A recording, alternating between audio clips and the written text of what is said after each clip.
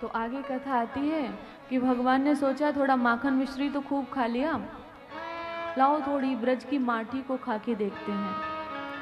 तो आज भगवान ने थोड़ी सी माटी खा ली, और जैसे ही माटी खाई तो शिकायत की आके भगवान के सखाओं ने। तो मैया ने कहा कि लाला एक बात बता कि तेरे सखा शिकायत कर रहे कि तूने माटी खाई। जब छोटे बच्चे होते तो माटी भी तो खा लेते हैं। तो भगवान कहते हैं ना हम भक्षितवानम सर्वे मिथ्या विशंसिनः यदि सत्य गिरस्तर्हि समक्षम पश्यमे मुखम। कहा कि मैया मैंने माटी नहीं खाई, यदि सत्य गिरस्तर्हि समक्षम पश्यमे मुखम। अगर तोकू मुँह पे भरोसा नहीं है ना तो मेरा मुख कमल खोल के देख ले। अब भगवान सोच रहे झूठ तो बोल दिया, मुख में माटी है, अगर मैया ने खुलवाया तो बहुत मार पड़ेगी। तो योग माया से प्रार्थना किया कि इस माटी को अदृश्य कर दो, और जब मैया ने मुख खुलवाया तो संपूर्ण ब्रह्मांड का भगवान ने मैया को दर्शन कराया। तो एक दिन मैया भगवान को सुला दिया। देखिए यहाँ पे यशोदा मैया ने माताओं के लिए बहुत बड़ी शिक्षा दी है। एकदा गृहदासीसु यशोदानंद गेहिनी कर्मांतर नियुक्तासु निर्ममन्तो स्वयं दगी। यानि यानि हि गीतानि तद्बाल चरितानि च दद निर्मंथने काले स्मृति तानि गायता। श्लोक का भाव सुनिएगा। मैया ने एक शिक्षा दी सभी माताओं को। सभी माताएं सुन रही है ना? हाथ उठाइए। आधी मैया तो ना घूंघट मारे हैं, तो मुझे क्या पता सुन रही हैं कि सो रही हैं, तो इसलिए हाथ उठवाना पड़ता है। और इनके पास तो बहुत अच्छा मौका है कि ये तो आराम से आंखें बंद कर लें और एक दो नींद भी ले लें, हमको तो पता ही नहीं चलेगा, और वो कैमरे में भी नहीं आएगा जो दूसरे दिन मैं बता पाऊँ, है ना? तो कितनी मैया सो लेती हैं? हाथ उठाएं। दो तीन हाथ भी उठा रही हैं। अच्छा, जब आप सो रही हो तो फिर सुन कैसे रही हो जो हाथ उठाती हो? आप भी बहुत विनोद के मूड में हो, इसका मतलब। मैया ने शिक्षा दी कि भले आप बहुत पैसे वाले हो, बहुत धनाढ्य हो, लेकिन बच्चों की परवरिश, बच्चों का भोजन स्वयं बनाइए, बच्चों को अपने आसपास रखिए, क्योंकि अगर दास दासों को सौंप दोगे ना तो बच्चों का कहीं ना कहीं आपसे मोह खत्म हो जाएगा, क्योंकि वो आपको अपना मान ही नहीं पाएंगे। जिनको बचपन से देखते आ रहे हैं ना, उनकी दृष्टि उधर ही जाएगी फिर। तो आज इतने दास दासी हैं, फिर भी मैया भगवान के लिए भोजन बना रही है,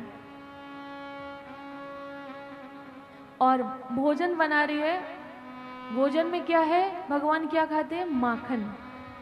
तो दधि मंथन कर रही है। तो उधर से भगवान आए और कहा, भगवान सो रहे थे, तो कहते हैं ना मनसा वाचा कर्मणा, इन तीनों से अगर पुकारा जाए तो भगवान सो नहीं सकते हैं। उठ के आए और कहा, मैया मैया एक बात बता, तो को दूध प्यारो या पूत? तो मैया ने कहा कि लाला मोको तो पूत प्यारो, दूध प्यारा नहीं है। तो उसी समय अग्निदेव अग्नि प्रज्वलित हो रही थी और उसके ऊपर दूध रखा था। तो भगवान ने परीक्षा लेने के लिए, ये बहुत बड़ी शिक्षा है सभी के लिए, मैं समय सीमा में बंध जाती हूँ, बात ये है, तो मैं क्या करूँ, तो मैं कितना विस्तार दूँ। और नंदलाल जी मुझे दिखाई नहीं दे रहे, शायद मेहमान आए उनके साथ हैं। आप लोग उनको मना लो, वो दोबारा प्रोग्राम कराएं तब अन्य कथाएं सुना पाऊंगी मैं, एक बार में संभव नहीं है। तो उन्होंने कहा कि अग्निदेव से कि थोड़ा सा अपना ताप बढ़ा दीजिए, ताकि अभी मैया का परीक्षण हो जाए कि वो मुझे चाहती है या मतलब कुछ और चाहती है। ताप बढ़ाया, दूध निकलने लगा, तो कृष्ण भगवान को एक तरफ बिठाया मैया ने और दूध को संभालने पहुंची। अब भगवान को गुस्सा आ गया।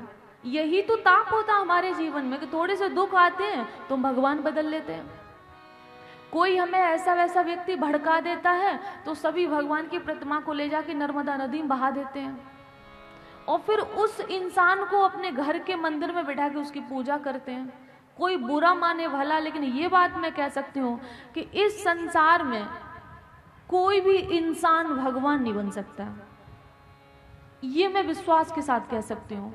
अगर पूजनीय है तो वो भगवान, और उसके अतिरिक्त अगर आप पूज रहे हैं तो अपने माता पिता को पूजो, चलेगा।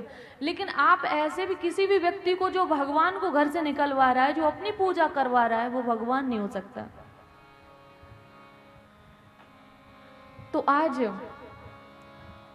जैसे ही भगवान ने देखा कि मैया की परीक्षा हो गई, ये तो हमें नहीं चाहती है और ये तो दूध को चाहती है, घर के सामान को चाहती है, तो जितने भी माट मटके रखे थे उन सबको भगवान ने तोड़ दिया, सारा दूध दही फैला दिया। तो मैया ने सोचा कि अब तक तो गोपियां शिकायत करती थी। क्या करती थी कि इसने माखन चुराया, कि मिश्री चुराई, कि मेरे मटके फोड़ दिए, आज तो इसने घर में ही नुकसान किया है। जब ये मैया ने सोचा तो उसी समय एक छड़ी उठाई और भगवान के पीछे पीछे गई। और जैसे ही भगवान ने देखा कि मैया मुझे मारने के लिए आ रही है, तो भगवान ने जोर से दौड़ लगाई। अब मैया की उम्र है, पीछे पीछे दौड़ रही है। देख लाला रुक जा, अगर नहीं रुकेगा ना और पकड़वाए में आएगा ना तो बहुत तेरी मार लगाऊंगी। तो भगवान कहते मैया तू मारेगी इसीलिए तो भाग रहे हैं। तो मैया को लगा कि ऐसे तो ही पकड़ने में आएगा नहीं, अब दूसरा कोई उपाय करते हैं। तो मैया ने कहा देख लाला रुक जा, तेरी पूजा करूंगी। अब छोटे से भगवान, उनको लगा मैया धूप बत्ती लगाएगी, दीपक जलाएगी, मेरी आरती करेगी। अच्छा मैया मेरी पूजा करेगी, अच्छा मैया मेरी पूजा करेगी। तो मैया ने कहा हाँ हाँ लाला तू पकड़वाए में आ जा, आज तेरी पूजा करूंगी। और वैसे ही भगवान पास आए और मैया ने हाथ पकड़ लिया और कहा चल अब तुझे घर पे ले जाके मैं बताऊंगी। और जब घर पे लेकर आई मैया तो भगवान कहते देख मैया मेरी पूजा करियो, मेरी पूजा करियो। भगवान के वो मैया कह रही हाँ हाँ लाला तेरी पूजा करूंगी। और आज रस्सी से बांधना शुरू किया मैया। मारा तो नहीं, बोला कहीं घर से भाग जाए कुछ हो जाए, मारा तो नहीं, रस्सी से बांधना शुरू किया है। और जब रस्सी से बांधा तो प्रत्येक रस्सी 2 अंगुल छोटी। बड़ा सुंदर भाव है, आप लोग ध्यान से सुने, मैं इसका भाव आपको समझाऊं। मैया के घर पे 9 लाख गायें थी, तो कम से कम 9 लाख तो रस्सियां होंगी ना। सारी रस्सियों से भगवान को बांधा।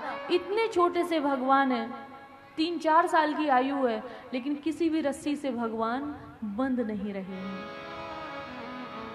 और जब भगवान ने देखा कि मैया का पल्ला गिर गया, पसीने से लथपथ हो गई है, बाल बिखर गए हैं, लेकिन उसके बाद भी परिश्रम को नहीं छोड़ा। तो दृष्टवा परिश्रमम कृष्ण कृपया सीत्सो वंदने। जब भक्त के परिश्रम को भगवान देखते हैं, जब भक्त के परिश्रम को देखते हैं कि इतनी मुसीबतें दे रहा हूं, इतनी तकलीफ दे रहा हूं, रहने के लिए घर नहीं, पीने के लिए जल नहीं, पहनने के लिए वस्त्र नहीं, खाने के लिए भोजन नहीं, कोई सुविधा नहीं है, उसके बाद भी ये मेरा नाम लेना नहीं छोड़ता है। जब यहां पर आप अड़े रहेंगे ना, तब ईश्वर की कृपा होगी, जैसे सुदामा के ऊपर हुई। सुदामा जी के पास रहने के लिए घर नहीं था, खाने के लिए भोजन नहीं था, पीने के लिए कोई जल नहीं था। रहने के लिए घर नहीं, पीने के लिए जल नहीं, खाने के लिए भोजन नहीं, पहनने के लिए वस्त्र नहीं, लेकिन उनके पास जो धन था हमें से किसी के पास नहीं। वो क्या था? कृष्ण नाम। वो क्या था? राम नाम।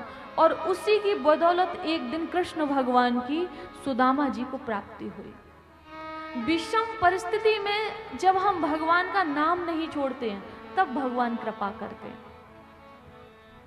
तो जब भी जीवन में कोई तकलीफ आए, कोई समस्या आए, तो हमेशा भगवान को याद करना, भगवान को भूलना नहीं, और फिर देखना कि उस समस्या से आप कैसे निकलते हैं और ईश्वर की कृपा आप पर कैसे होती है, आप अनुभव करने लगेंगे।